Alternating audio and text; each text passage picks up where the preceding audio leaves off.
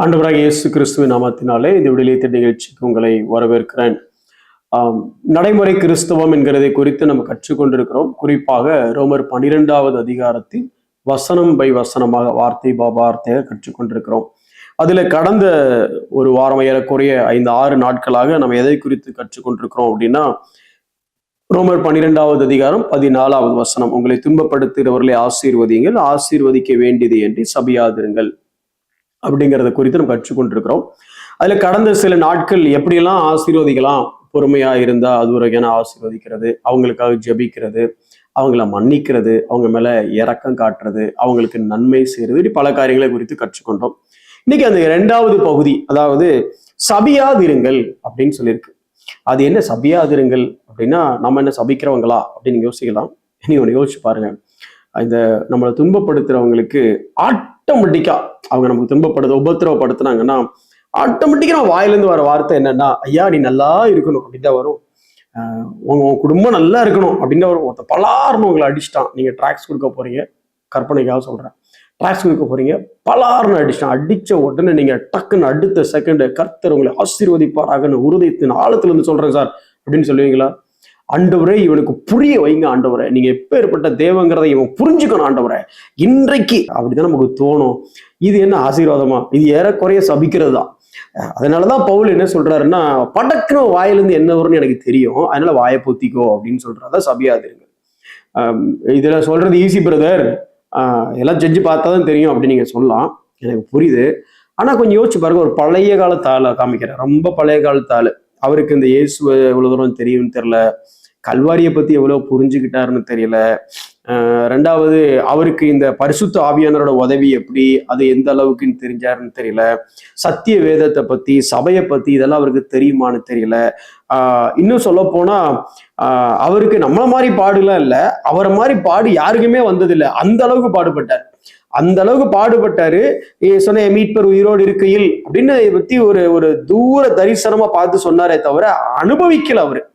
அப்படிப்பட்டவர் என்ன சொல்றாருன்னு வாசிக்கிறேன் பாருங்களேன். அதாவது யோபு பத்தி தான் பேசுறேன். யோபு 31வது அதிகாரம் 29வது வசனம். அவருக்கும் துன்பம் வந்துச்சு, அவருக்கும் பகைஞர் இருந்தான். அவன் துன்பப்படுத்தும் போது அவருடைய ஸ்டேட்மெண்ட் என்னன்னு வாசிக்கிறேன் பாருங்க.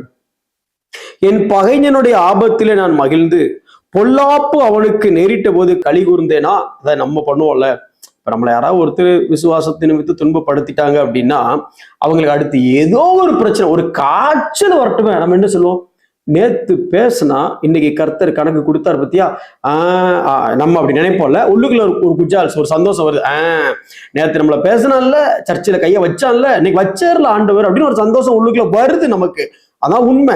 ஆனா யோபு என்ன சொல்றாருன்னா, எனக்கு அவன் பகைஞ்சன் தான், அவன் இப்ப நாசமா போயிட்டு இருக்கிறான், அவனுக்கு பிரச்சனை வந்துருச்சு, அப்படிப்பட்ட சூழ்நிலையில கூட எனக்கு சந்தோஷம் வரல சார், நான் களி கூறல அப்படிங்கிறான். அதையும் தாண்டி அவன் ஜீவனுக்கு சாபத்தை கொடுக்கும்படி விரும்பி வாயினால் பாவம் செய்ய நான் இடம் கொடுக்கவில்லை அப்படின்னா, என் வாயை திறந்து அவனை சபிக்கவே இல்லவே இல்லை அப்படிங்கிறாரு. யாரு? கல்வாரியை பத்தி முழுசா தெரியாதவர், உள்ளுக்குள்ள பரிசுத்த ஆவியானவரை வச்சுக்காதவர், புதிய உடன்படிக்கைக்குள்ள இன்னும் சொல்ல போனா பழைய உடன்படிக்கையவே பார்க்காதவர். அவர் சொல்றாரு, என்ன சொல்றாரு, வாயில இடமே கொடுக்கல சார் அவரே அப்படின்னா, அப்ப நம்ம எப்படி இருக்கணும், நம்ம என்ன பண்ணணும்? சரி, பவுல்கிட்ட கேட்டா அவர் என்ன சொல்றாரு பாருங்களேன். 1 கொரிந்தியர் 4வது அதிகாரம் 12வது வசனத்துல பவுல் எழுதுறாரு பாருங்களேன். எங்கள் கைகளினாலே வேலை செய்து பாடுபடுகிறோம், அப்படி பாடுபடும் பொழுது நிறைய பேர் எங்களை வையிறாங்க. யாரு? உள்ளுக்குள்ள இருக்கவனே வையிறான். அப்படி வையும் பொழுது நாங்க என்ன பண்றோம், அவனை ஆசீர்வதிக்கிறோம். அப்ப ஆசீர்வதிக்கிறோம். பவுல் எப்போது கோந்து சபிச்சிருக்கீங்களா அப்படின்னா, துன்பப்படுத்தினானுங்க, துன்பப்பட்டோம், ஆனா என்ன பண்ண, சகிச்சுக்கிட்டோங்கிறாரு. சபிச்சோன்னு சொல்ல வரல, சகிச்சோன்னு சொல்ல வர்றாரு. இப்ப நம்மளும் நம்மளை துன்பப்படுத்துறவர்களை ஆசீர்வதிக்கவோ இல்லையோ பட்டார்னு சபிச்சிரும் பாத்தீங்களா. ஆனா பவுல் சொல்றாரு, சபிக்காத, துன்பப்படுத்துறவனை சகிச்சுக்கோ அப்படின்னு சொல்றாரு.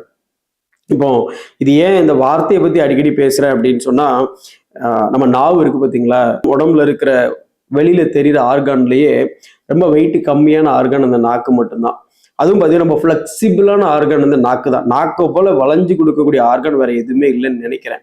ஆனா இந்த நாக்கு பண்ற வேலை இருக்கு பாருங்களேன், அத மாதிரி வேலை செய்ய சரீரத்துல எந்த ஆர்கனாலையும் முடியாது. ஃபார் எக்ஸாம்பிள் நான் சொல்லலை, யாக்கோபு சொல்றாரு பாருங்களேன். யாக்கோபுல அநேக காரியங்கள் நாக்கை பத்தி பேசினாலும் அதுல 3வது அதிகாரம் 8வது வசனத்தை பாருங்களேன்.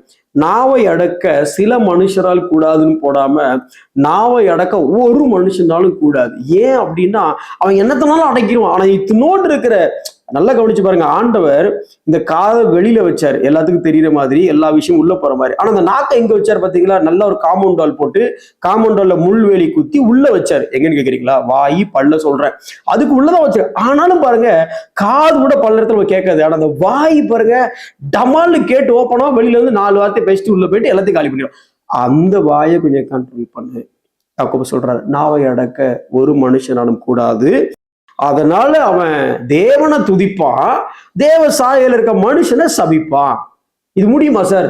துதித்தலும் சபித்தலும் முடியுமா அப்படின்னா அந்த பகுதியை கொஞ்சம் ஆழமா படிச்சு பார்த்தா முடியாதுன்னு தான் சொல்ல வாராரு. அப்போ என்னன்னா, அது இப்படி சொல்றேன் பாருங்களேன். எப்பா ஒரு போர் போடுற, காலையில போட்டா உப்பு தண்ணி, சாயந்தரம் போட்டா நல்ல தண்ணி வருமா? அது எப்படி சார் வரும்? யாக்கோபு சார் புரியாம பேசுறீங்க. சரிப்பா, ஒரு மரத்தை வச்ச, அந்த மரம் அத்தி மரம், காலையில பார்த்தா அத்தி மரத்தை வச்சிருக்க தம்பி, 4 வருஷம் கழிச்சு பார்த்தா ஒலிவ பழம் வருது. சார் காமெடி பண்ணாதீங்க, எவனாவது ஒலிவ பழத்தை சும்மா கெட்டி தொங்க விட்டுருப்பான் அதுல. ஓ அப்படியா, சரி. இல்லப்பா திராட்சை செடி நட்டு வச்சோம்ப்பா, ஆனா அத்தி பழம் உள்ள இருக்குப்பா. திருப்பியும் சொல்றேன் சார், அந்த மரத்துல வேற எவனாவது காயை தொங்க விட்டு போயிருப்பா சார். இல்ல தம்பி, நான் மாம்பழ மரத்தை வச்சேன், எனக்கு அடுத்த நாள் ஒரு 10 வருஷம் கழிச்சு பார்த்தா பலாப்பழம் தொங்குது. பலாப்பழம் தொங்கல, எவனா கட்டி விட்டுருப்பான். அது ஒரிஜினலா அது மாமரம் தான்.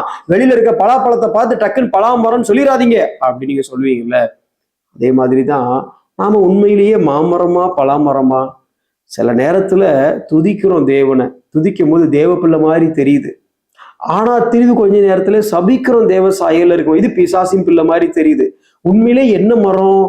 மரம் ஏதோ ஒரு மரம், கனி அப்பப்போ வேற வேற கனியா இருக்குதோ யோசிக்கிறோம். இப்போ நீங்க சர்ச்சுக்கு போயிட்டு வந்துட்டு இருக்கிறீங்க, அல்லேலூயா பிரைஸ் கார்டுன்னு துதிச்சு ஆவியில அனல ஆராதிச்சு அப்படி வெளில வந்துட்டு இருக்கும் பொழுது காரை ஓட்டிட்டு வரையும் ஒருத்தர் குறுக்க வந்து விழுந்தோன்னா அறிவு கட்டவன அப்படி வருது பாத்தீங்களா ஸ்பான்டேனியஸா. அவன் எங்கிருந்து வந்திருப்பான்னு கேக்குறீங்களா?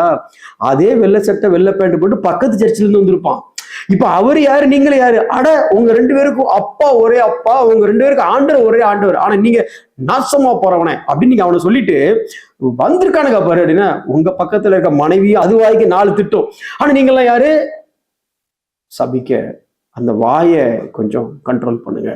ஏன்னா இப்படி ஒரு துதித்தலும் சபித்தலும் ஒரே வாயிலிருந்து வர முடியாது, வரக்கூடாது. அப்படி வந்தா ஒண்ணு அது பலாமரமா இருக்கணும், இல்ல அது மாமரமா இருக்கணும். ஒண்ணு அத்திப்பழ மரமா இருக்கணும், இல்ல திராட்சை செடியா இருக்கணும், இல்ல ஒலிவ மரமா இருக்கணும். கலந்து இருக்க வாய்ப்பு இல்லை. நீங்க யாரு? முதல்ல நீங்க தேவனுடைய பிள்ளையா இருந்தீங்கன்னா, அல்லது நம்ம தேவனுடைய பிள்ளையா இருக்கிறதுனால நம்மளை உபத்திரவப்படுத்துறவங்களுக்கும் நாம தித்திப்பான தண்ணீரை தான் கொடுக்க முடியுமே தவிர நம்ம உப்பான தண்ணீரை, கசப்பான தண்ணீரை கொடுக்க முடியாது. ஏன்னா இந்த ஊற்று எங்கிருந்து வந்துச்சுன்னா, இந்த ஜீவ ஊற்று அங்கிருந்து வருதுல, என்னிடத்திலிருந்து புறப்படுகிற அந்த ஜீவ ஊற்று அங்கிருந்து இங்க வந்துச்சு. அப்ப இங்க வரும்பொழுது அது எப்படி அது கசப்பான தண்ணியா மாற முடியும்? நீங்க தேவனுடைய பிள்ளைகளா இருந்தா தித்திப்பான தண்ணியா தான் இருக்க முடியும்.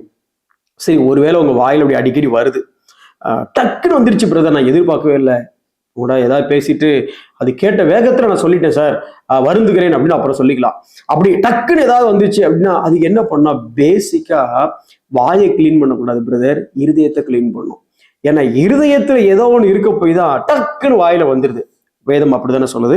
மத்தேயு 15:18 வாயிலிருந்து புறப்படுகிறவைகள் இருதயத்திலிருந்து புறப்பட்டு வரும், அவைகளே மனுஷனை தீட்டுப்படுத்தும்.